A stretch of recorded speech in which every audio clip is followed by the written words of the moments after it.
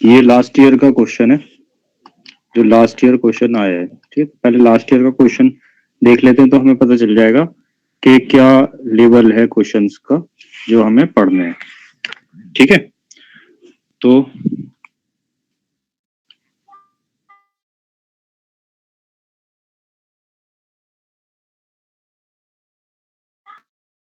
सुनिए दिक्कत, ये तो इलस्ट्रेशन है, सॉरी लास्ट ईयर क्वेश्चन नहीं, कुछ इलस्ट्रेशन हैं जो पुराने हैं, मतलब मैंने दिए हुए।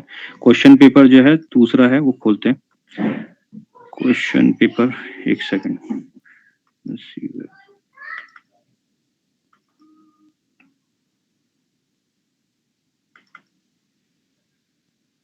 Previous year questions.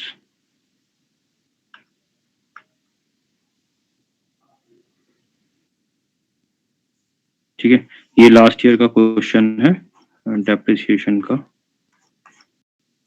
है। इसमें कहाँ है, इसमें नहीं है,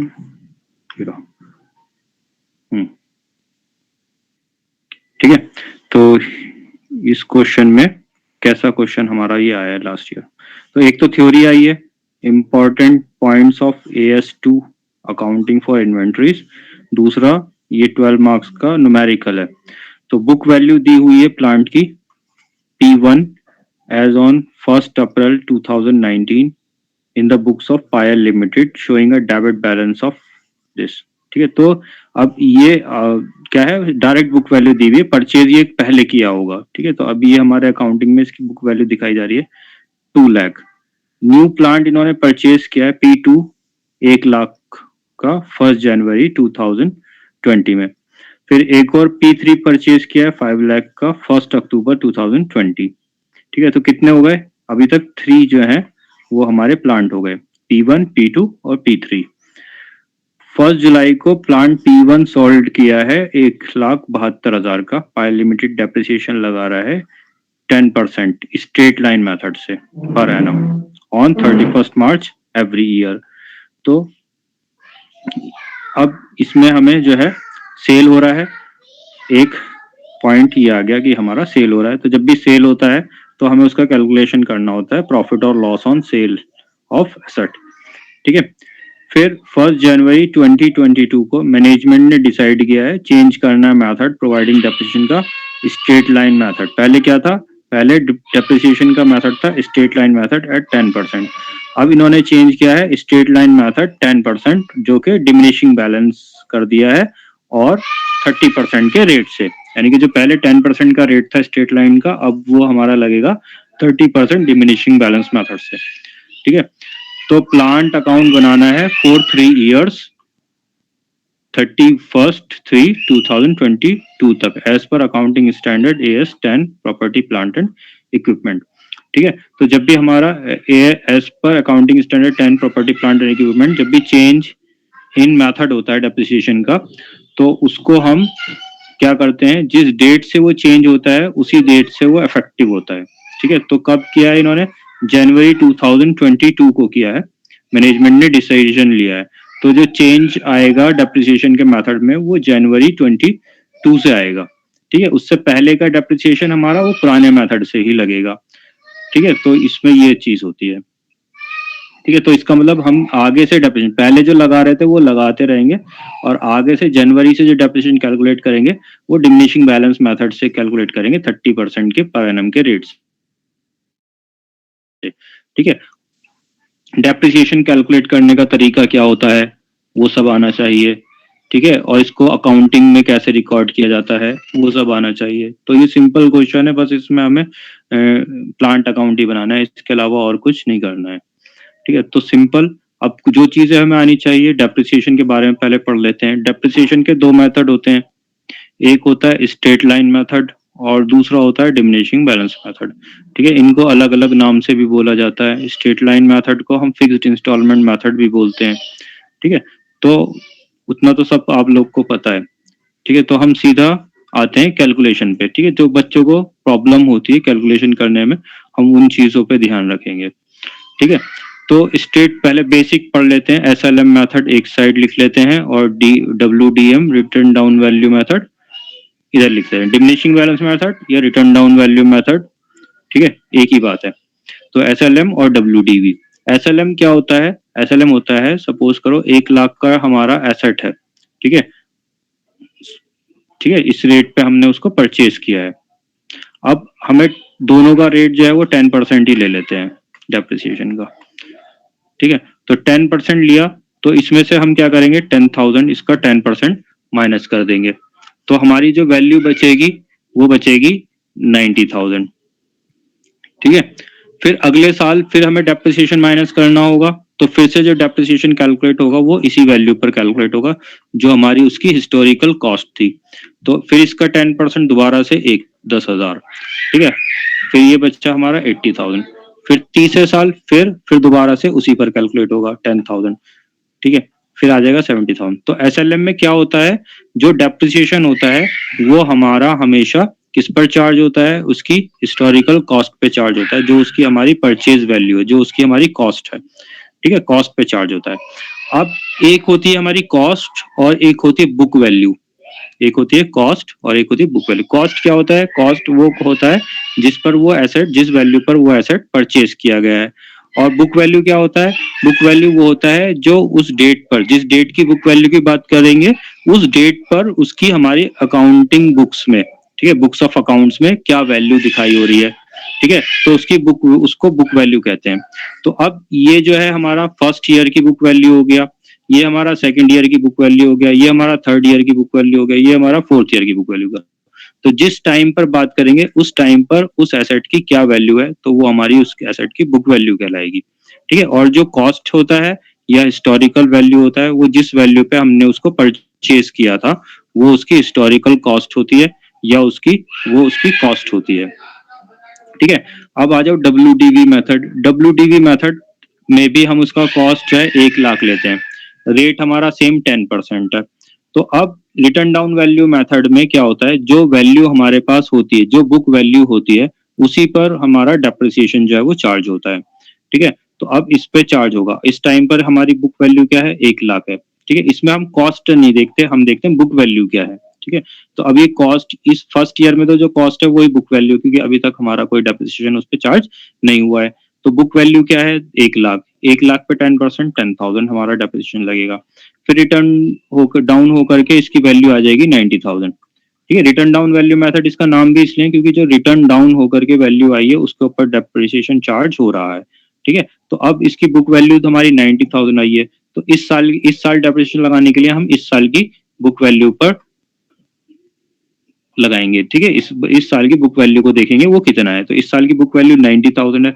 तो अब जब कैलकुलेट करेंगे वो 90,000 का 10% कैलकुलेट करेंगे, तो ये कितना हो गया, 9,000 हो गया। फिर इसको माइनस कर देंगे डेप्रिसिएशन को, फिर तो ये हो गया 81,000, ठीक है। अब इस साल लगाना है, थर्ड ईयर लगाना है, तो अब थर्ड ईयर की बुक वैल्यू कंसीडर करेंगे डेप्रिसिएशन कैलकुलेट करने के लिए, तो 10% फिर 8100 हो गया, तो अब इसकी वैल्यू 72,900 हो गई। तो देखो दोनों वैल्यूज में डिफरेंस है। ये डिफरेंस क्यों है? क्योंकि मेथड अलग है, उसमें हर साल सेम डेप्रिसिएशन चार्ज हो रहा है और इसमें हर साल डिफरेंट डेप्रिसिएशन चार्ज हो रहा है, ठीक है। अब डेप्रिसिएशन की कुछ और इम्पोर्टेंट चीजें आगे बात करते हैं। तो अब ये कैलकुलेट करने का तरीका क्या होता है, ठीक है, जो हमने ये कैलकुलेट किया है तो उसका कैलकुलेशन देखना है कि कैलकुलेशन कैसे करते हैं। तो कैलकुलेशन करने का तरीका, जैसे सपोज करो 1 लाख पे कैलकुलेट कर रहे हैं, तो 1 लाख पे 10% करना है, तो 1 लाख 10/100 कर देंगे, ठीक है। तो जो भी हम कैलकुलेशन करेंगे, डिवाइड मल्टीप्लाई कैलकुलेटर से ही करना है, तो 10 से मल्टीप्लाई कर देंगे, 100 से डिवाइड कर देंगे। लेकिन जब जीरो है तो कैलकुलेटर की जरूरत ही नहीं, हम डायरेक्ट इसी तरह से कर लेंगे, ठीक है। तो ये हमारा 10,000 हो जाएगा, ठीक है। तो ये डेप्रिसिएशन हमने कैलकुलेट कर लिया। इधर रखेंगे पहले उसका वैल्यू, फिर ये रख देंगे 10/100, तो ये आ जाएगा हमारा। फिर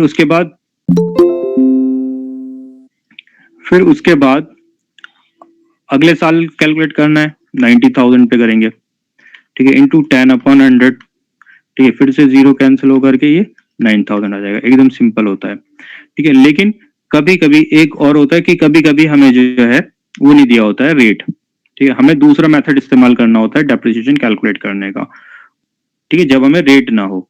तो उस सिचुएशन में हमारे पास क्या होता है, हमारे पास एसेट की कॉस्ट दी होती है, ठीक है, और साथ ही साथ उसकी सेल्वेज वैल्यू दी होती है, सेल्वेज वैल्यू, ठीक है, सेल्वेज वैल्यू या फिर स्क्रैप वैल्यू भी उसको कह सकते हैं, स्क्रैप वैल्यू या फिर रेसिडुअल वैल्यू, रेसिडुअल वैल्यू, ठीक है। तो किसी भी नाम से हो वो एक ही चीज है, इसका मतलब होता है कि जब उसकी यूजफुल लाइफ खत्म हो जाएगी, यूजफुल लाइफ खत्म होने के बाद वो स्क्रैप में कितने का वैल्यू उसका लगेगा, तो वो उसकी सैल्वेज वैल्यू, स्क्रैप वैल्यू या रेसिडुअल वैल्यू कहलाती है, ठीक है। और कॉस्ट क्या है?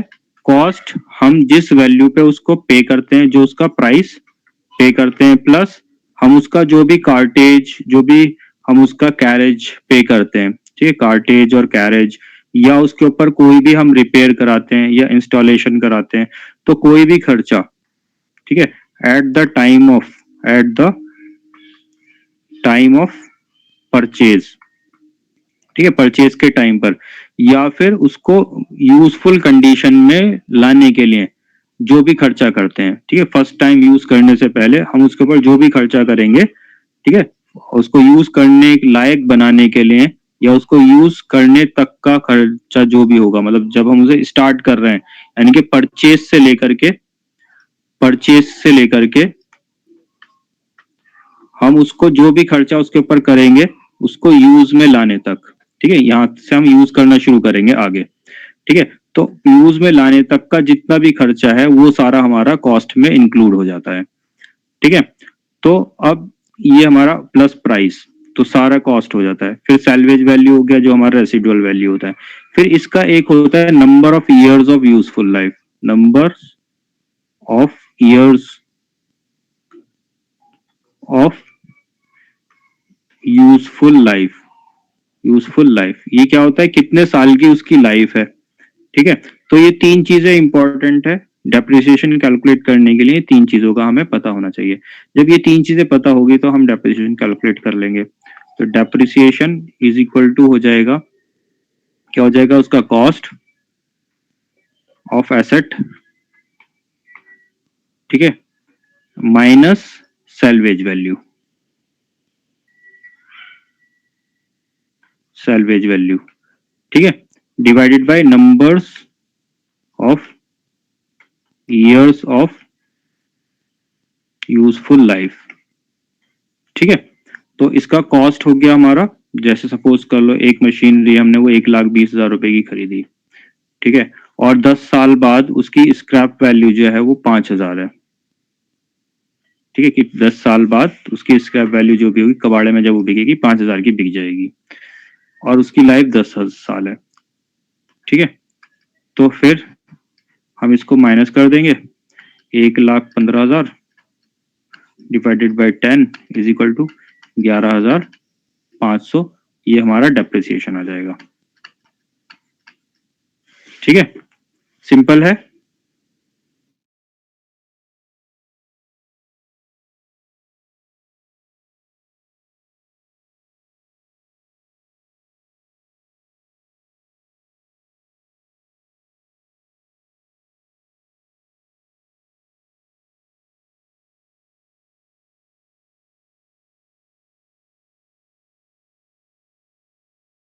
समझ में आया कि जब हमें रेट न दिया हो उसके कॉन्सेप्ट और हमने कैलकुलेशन देखी है। अभी कैलकुलेशन में एक इंपॉर्टेंट चीज होती है, डेप्रिसिएशन में हमारा जो टाइम होता है वो बहुत अकॉर्डिंग करनी होती है। अब टाइम क्या होता है, टाइम जैसे जिस डेट पे हमने परचेज किया है, date of purchase, date of purchase उसका क्या है, और हम कब डेप्रिसिएशन चार्ज कर रहे हैं, डेट ऑफ चार्जिंग डेप्रिसिएशन, ठीक है। इस बीच का पीरियड का जो टाइम होता है ये इंपॉर्टेंट होता है, क्योंकि हमें जो डेप्रिसिएशन चार्ज करना होता है उतने ही टाइम का करना होता है जितना टाइम हमने उसको यूज किया है ईयर में, ठीक है। जिस टाइम में हमने उसको यूज नहीं किया है, मतलब जब हमारे पास वो था नहीं एसेट, ठीक है, उस पीरियड का डेप्रिसिएशन हम चार्ज नहीं कर सकते, हम उसका तब से करेंगे जब से हमने उसको परचेज किया है। तो डेट ऑफ परचेज जिस ये सिर्फ हमारा जो अप्लाई होता है ये 2 सालों में अप्लाई होता है। एक वो साल जिसमें हम उसको परचेज करते हैं, ईयर ऑफ परचेज, ठीक है। तो ये तो हमारा ऊपर हो गया ईयर्स ऑफ परचेज, जिसमें हम उसका टाइम पीरियड जो है वो चेक करेंगे कितने टाइम हमने उसको यूज किया है। दूसरा जो होता है ईयर, जिसका हमने टाइम देखना होता है, वो होता है ईयर ऑफ सेल। दूसरा होता है year of sale, year of sale. तो ईयर ऑफ सेल में हम टाइम कैसे देखते हैं, हम देखते हैं कि साल का शुरुआती डेट क्या है। ठीक है, हम 1 जनवरी से स्टार्ट कर रहे हैं ईयर, या हम 1 अप्रैल से स्टार्ट कर रहे हैं। ठीक है, तो opening day of the year या फिर स्टार्टिंग ऑफ ईयर, ठीक है, स्टार्टिंग डेट ऑफ ईयर। ठीक है, ईयर कौन सा है यहाँ पे, हमारा अकाउंटिंग ईयर। ईयर दो तरह के होते हैं, कैलेंडर ईयर होता है और एक फाइनेंशियल ईयर होता है। हम जो अकाउंटिंग ईयर है वो दोनों में से कोई सा भी फॉलो कर सकते हैं। अगर हमारा 1 जनवरी है तो यहाँ पे हम पहले 1 जनवरी रखेंगे। अगर हमारा फाइनेंशियल ईयर है तो हम 1 अप्रैल से देखेंगे। ठीक है, तो डेट ऑफ या date of beginning of year, ठीक है, या स्टार्ट डेट या beginning date, beginning date of accounting year. ठीक है, तो ये हमारी 1 अप्रैल हो सकती है अगर हम कैलेंडर ईयर फॉलो कर सकते हैं, या 1 जनवरी हो सकती है अगर हम, अच्छा 1 अप्रैल होगी जब हम फाइनेंशियल ईयर फॉलो कर रहे हैं, 1 जनवरी होगी जब हम कैलेंडर ईयर फॉलो कर रहे हैं।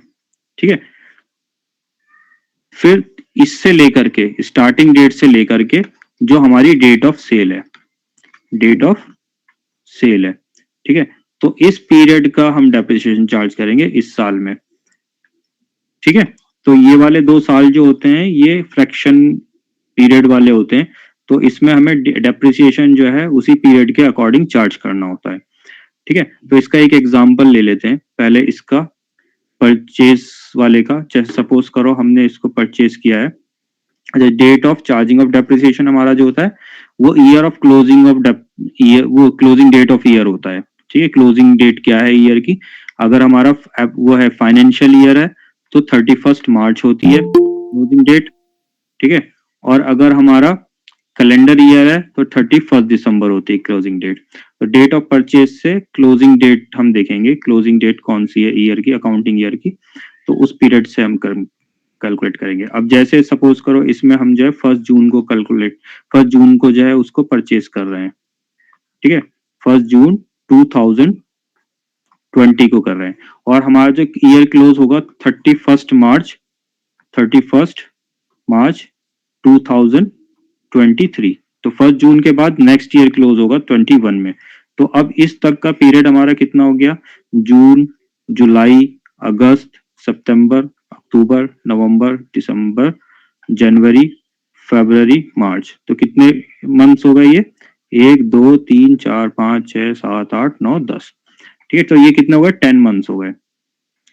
तो अब जब हम डेप्रिसिएशन चार्ज करेंगे इस साल, इस एसेट का जो हमने परचेज किया है 1 जून को, उसका डेप्रिसिएशन हम 10 मंथ्स का लगाएंगे। ठीक है, क्लियर है? Yes sir. अब 10 मंथ्स का कैलकुलेट करने के लिए फॉर्मूला कैसे अप्लाई करेंगे, तो इसमें जब हम डेप्रिसिएशन चार्ज कर रहे थे, सपोज करो 1 लाख का हमने परचेज किया है।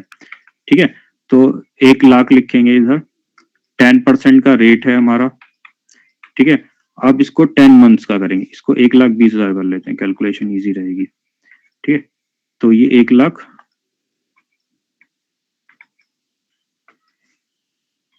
1,20,000 हो गया। ठीक है, तो 1,20,000 और ये रेट हो गया 10%, 10/100 डेप्रिसिएशन का रेट हो गया, ये कॉस्ट हो गया। ठीक है, ये रेट हो गया, डेप्रिसिएशन रेट हो गया। ठीक है, इनटू 10 मंथ्स था और 10 मंथ्स और ईयर। ठीक है, तो फ्रैक्शन करने के लिए 10/12 रखेंगे। ठीक है, तो जितना पीरियड है हम पहले वो चेक करेंगे, फिर यहाँ पे हम पीरियड रख देंगे, कितने पीरियड का हमें डेप्रिसिएशन लगाना है वो पीरियड रख देंगे। अगर हम परचेज ईयर है तो हम परचेज ईयर में डेट ऑफ परचेज से स्टार्ट करते हैं और एंड तक लेते हैं। ईयर ऑफ सेल है तो हम बिगनिंग से लेते हैं और डेट ऑफ सेल तक लेते हैं। ठीक है, तो ये हो गया हमारा। अब इसको कैलकुलेट कर लेंगे। 12 से ये डिवाइड हो जाएगा तो हमारा ये आ जाएगा 10,000 डेप्रिसिएशन। ठीक है, अब दूसरा एग्जांपल देख लेते हैं सेल वाले का। ठीक है, बिगिनिंग हो रहा है सपोज करो 1 अप्रैल 2021 में। ठीक है, और हम डेट ऑफ सेल है हमारा 31 अक्टूबर 2021। ठीक है, तो इसी साल में इसी पीरियड में सेल हो रहा है। तो अब इसमें हम 1 अप्रैल से डेट ऑफ सेल तक का करेंगे। ठीक है, बिगिनिंग डेट हमारी 1 अप्रैल है और डेट ऑफ सेल 31 अक्टूबर 2021 है। तो इसका इस पीरियड का जो डेप्रिसिएशन है वो हमारा आएगा पहला अप्रैल, मई, जून, जुलाई, अगस्त, सितंबर, अक्टूबर। तो कितना हो गया? 1 7 4 5 7 मंथ्स हो गया। ठीक है, तो अब हम इसको करेंगे 7 मंथ का कैलकुलेट। ठीक है, और मेथड जो होगा वो यही होगा, बस यहाँ पे 7/12 हो जाएगा। ठीक है, क्लियर है? Yes sir. Year of purchase और ईयर ऑफ सेल के अलावा बाकी में हमारा डायरेक्ट इतना रहेगा। ठीक है, पीरियड का फ्रैक्शन हम वहां पे नहीं दिखाएंगे। बाकी मतलब ईयर जिस वो साल जिसमें परचेज किया है और वो साल जिसमें हमने सेल किया है, उसके अलावा बाकी ईयर्स में हमारा जो है वो पूरे साल यूज में रहा है। ठीक है, तो इसलिए हम वहां पे पूरे एक साल का लगाएंगे, तो वो 12/12 होकर के ये 1 हो जाता है। तो इसकी कोई वैल्यू, इसको हम रखने की जरूरत नहीं होती है। हम सिंपल उसकी बुक वैल्यू और रेट अपॉन 100 रख देते हैं। ठीक है, यस सर। अब इससे डेप्रिसिएशन से रिगार्डिंग एक और इम्पोर्टेंट चीज है कि डेप्रिसिएशन चार्ज कब होता है। ठीक है,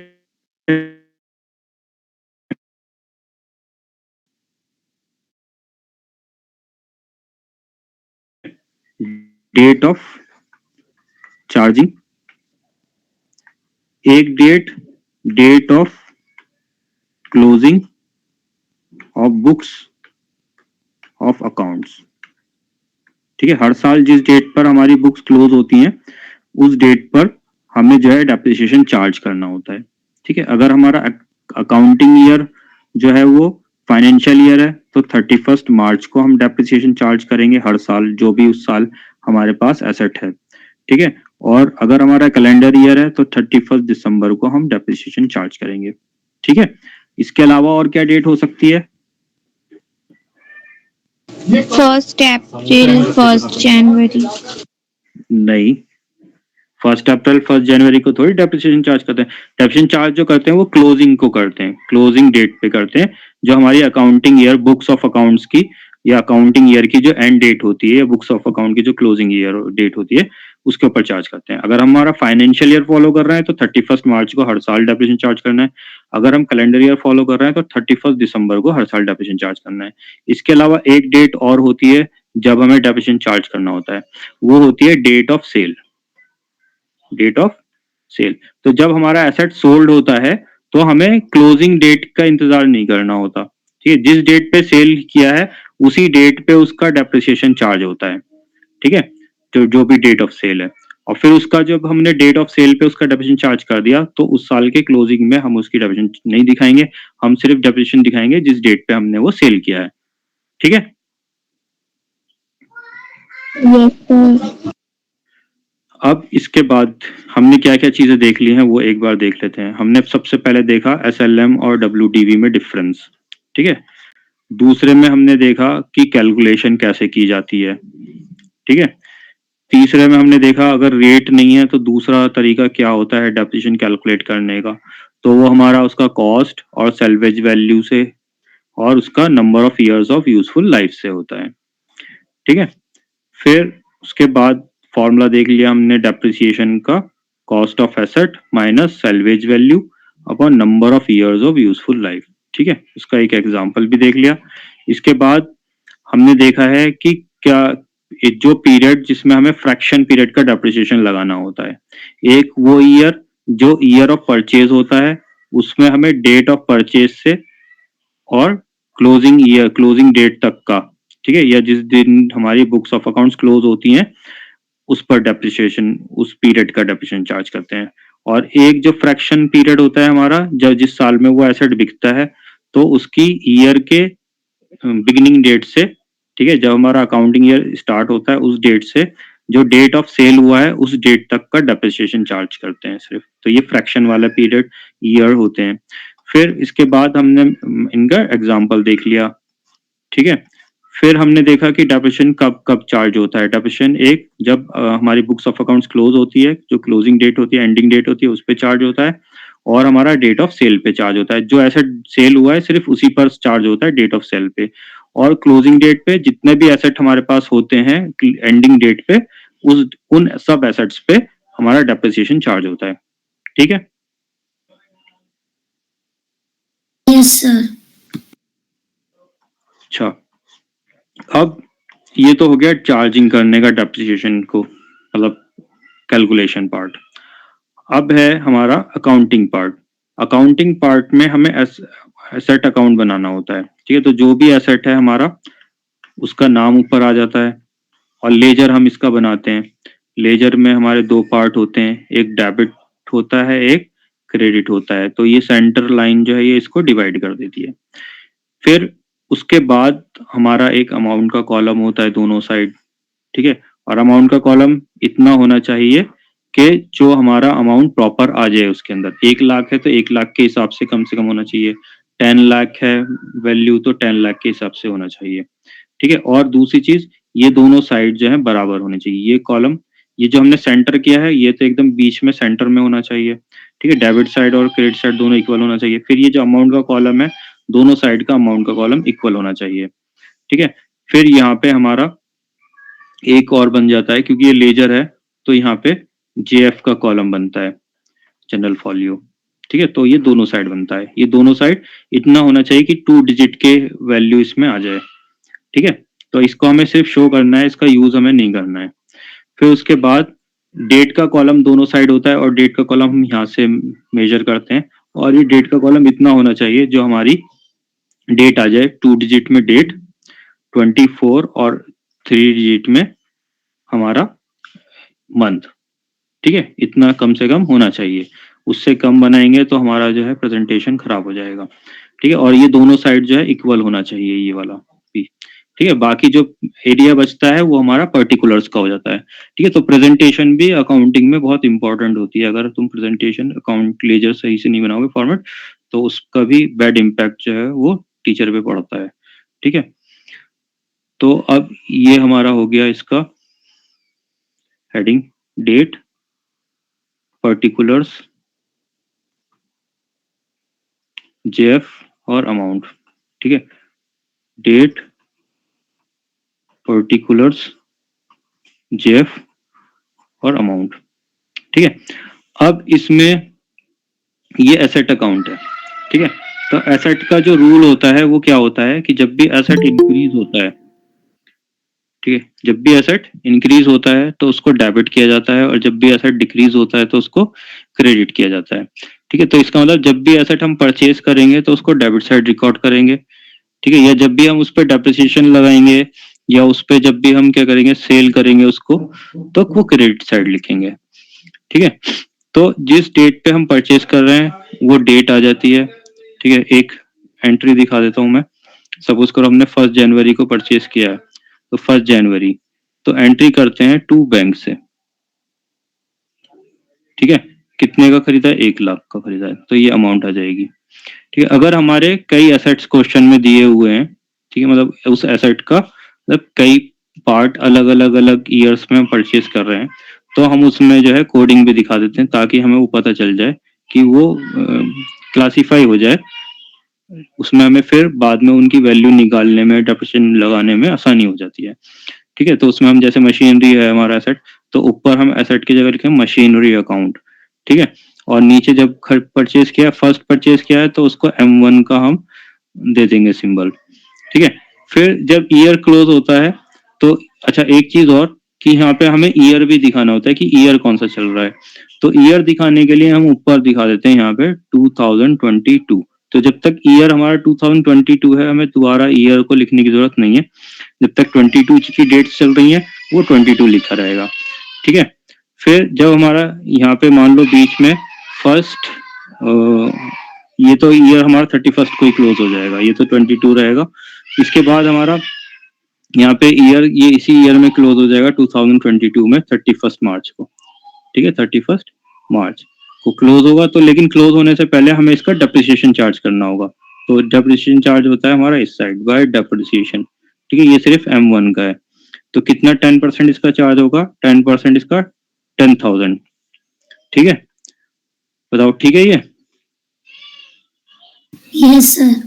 सही है। और सब बच्चे बताओ सही चार्ज किया डेप्रिसिएशन, 10% चार्ज करना है, यस सर, सही तो है। सही है। कहाँ सही है, गलत है भाई ये।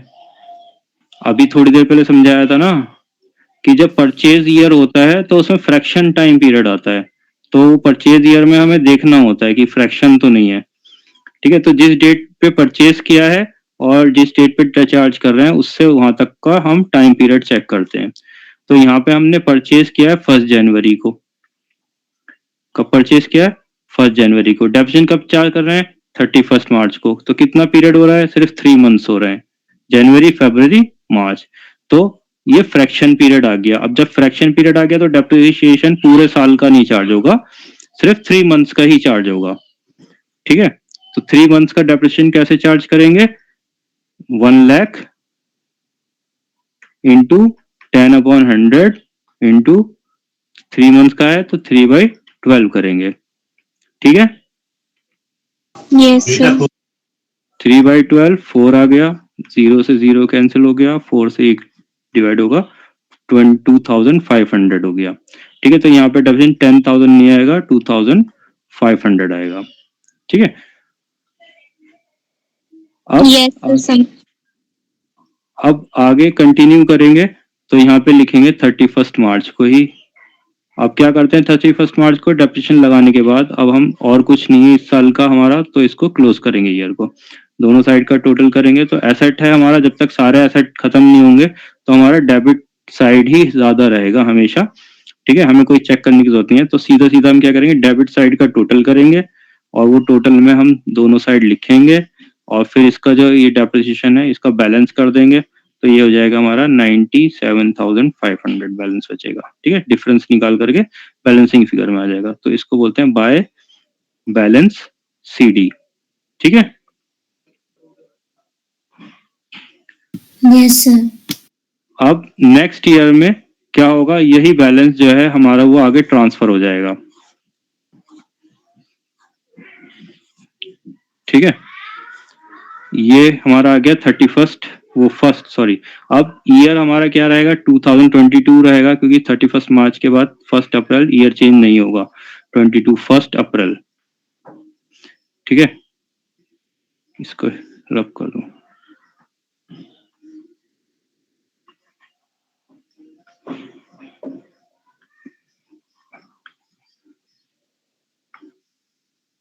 इसको ऊपर में कैलकुलेट करके दिखा देता हूँ ताकि जब मैं आपको वो भेजूंगा PDF इसका तो वो पता चल जाएगा कि ये कैसे कैलकुलेट हुआ है, ठीक है।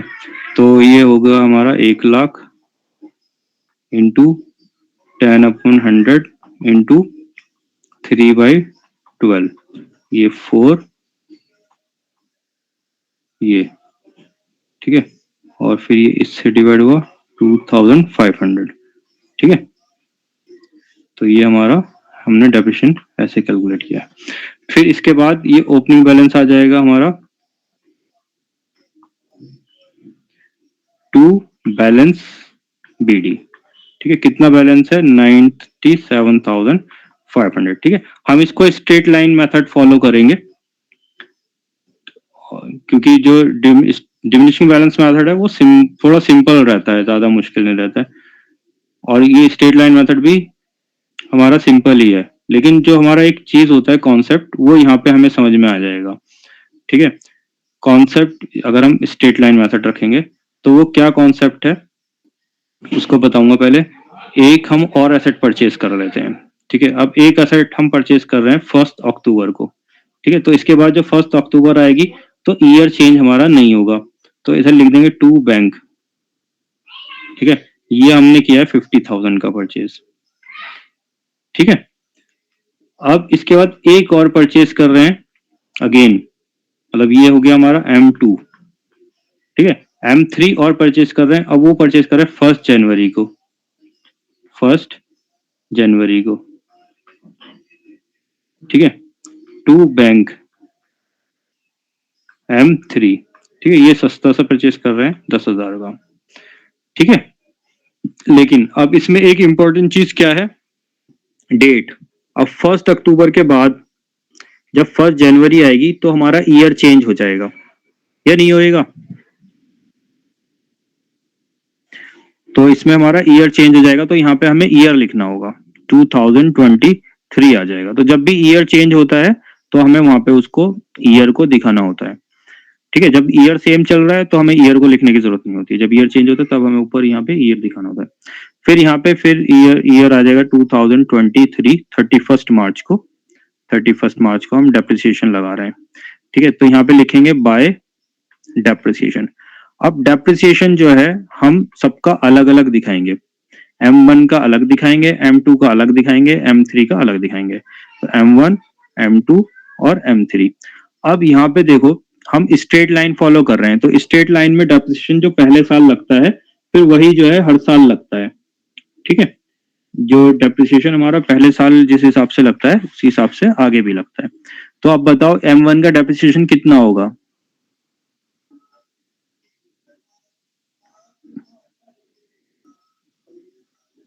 बताओ कोई,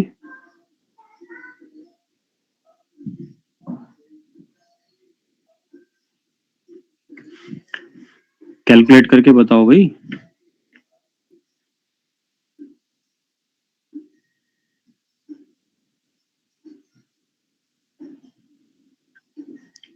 आवाज आ रही है?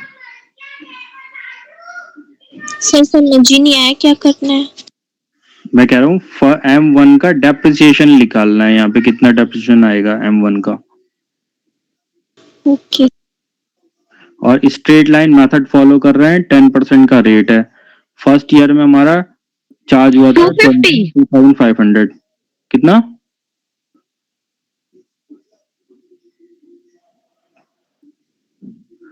$250 कैसे आएगा? M1 पे कैलकुलेट कर रहे हैं सर 10% निकाल के ना 2500 पे 10% तो 250 होगा ना। 2500 पे क्यों निकालेंगे? सर आपने वही तो लिखा है। डेप्रिसिएशन किसके ऊपर कैलकुलेट करते हैं? उसके वैल्यू पर कैलकुलेट करते हैं, ये तो डेप्रिसिएशन है। डेप्रिसिएशन पे डेप्रिसिएशन थोड़ी कैलकुलेट होता है, उसकी वैल्यू पर होता है, ठीक है। ये स्ट्रेट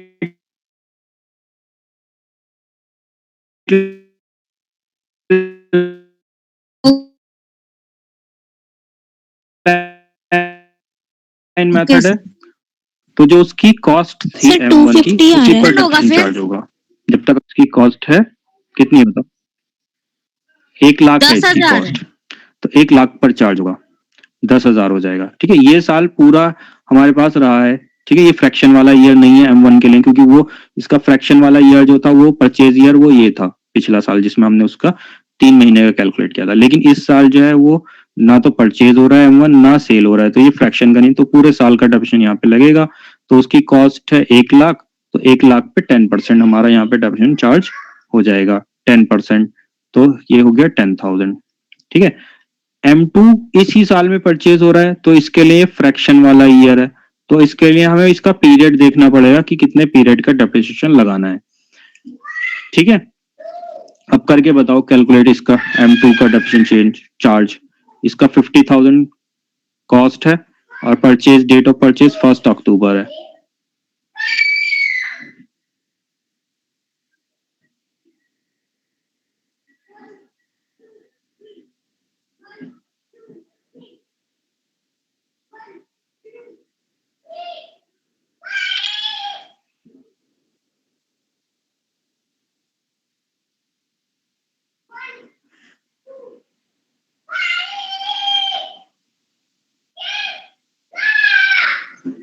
कैलकुलेट किया किसी ने?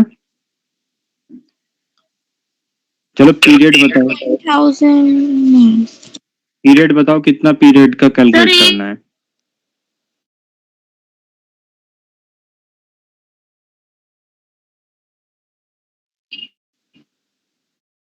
एट मंथ्स का।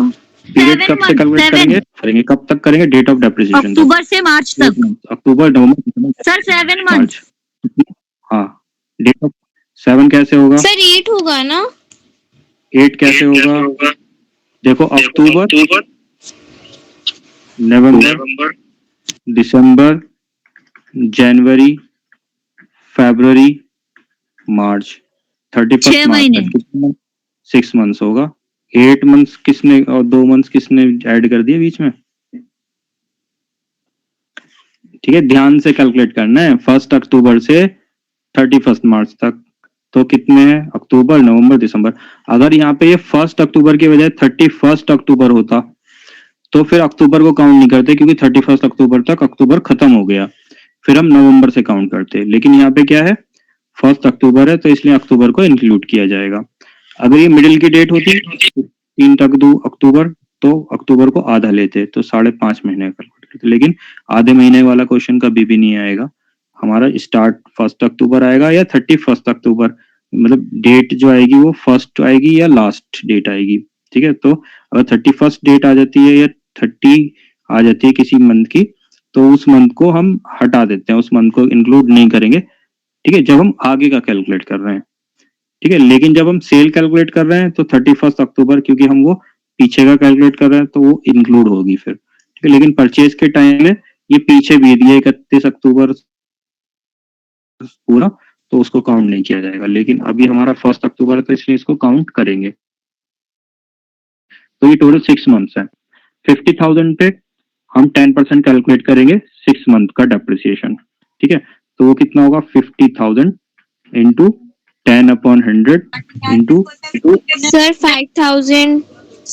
नहीं सर, होगा 30,000 20,000 30,000 सॉरी 30,000 सॉरी 30,000 30,000 कैसे होगा, देखो कैलकुलेशन कैसे करो, 25 सर 25,000 ये इससे डिवाइड होगा 2 आएगा, सर 5000। ठीक है। कैलकुलेटर से चेक कैलकुलेट कर लो, कैलकुलेटर अलाउड होगा ना एग्जाम में, तो आसान रहेगा, कैलकुलेटर की प्रैक्टिस भी हो जाएगी। फिर अब सेकंड M3 पे कैलकुलेट करके बताओ अब आप लोग इसके अकॉर्डिंग। पहले हमें पीरियड देखना है, फिर पीरियड के अकॉर्डिंग हमें फॉर्मूला लगाना है। और ये इसका 10,000 इसका कॉस्ट है और डेट ऑफ परचेज 1 जनवरी है।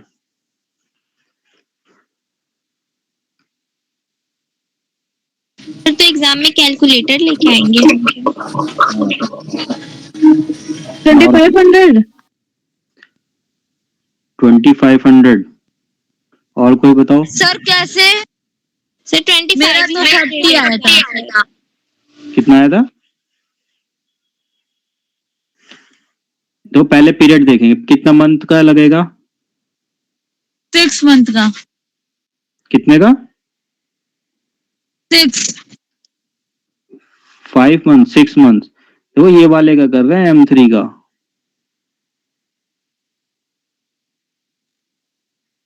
M3 का डेट ऑफ परचेज 1 जनवरी है।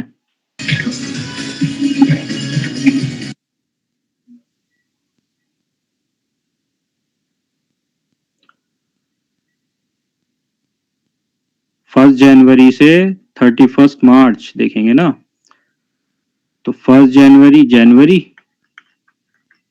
फरवरी और मार्च, 3 मंथ का। 3 मंथ्स का लगेगा बस, ठीक है।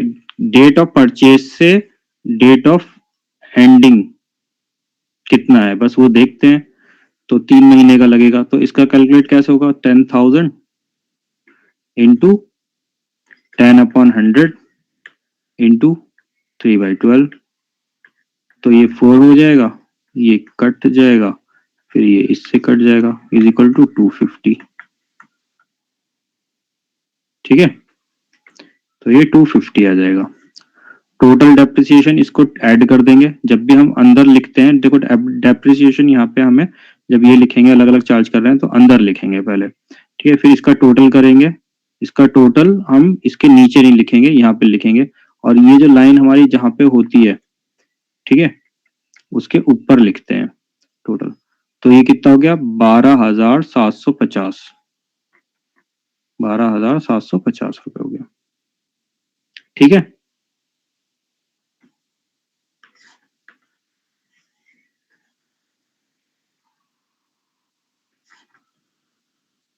अब इसके बाद हम टोटल करेंगे, बैलेंसिंग करेंगे। ठीक है, बैलेंसिंग करने के लिए इसका डेबिट साइड का टोटल कर देंगे। डेबिट साइड का टोटल कितना आ रहा है, 1,50,000 है और 97,000 है, तो 7,500 और ये कितना हो जाएगा 4 और 1 2, 2,47,500 और इस साइड का टोटल 2,47,500। ठीक है, सेम यही टोटल जो है इधर भी लिख देंगे। अब उसके बाद बैलेंस करेंगे। बैलेंस करने के लिए ये जो हमारा 12,750 आया है ये इसमें से माइनस कर देंगे। ठीक है, तो कैलकुलेटर से कर लेते हैं इसको।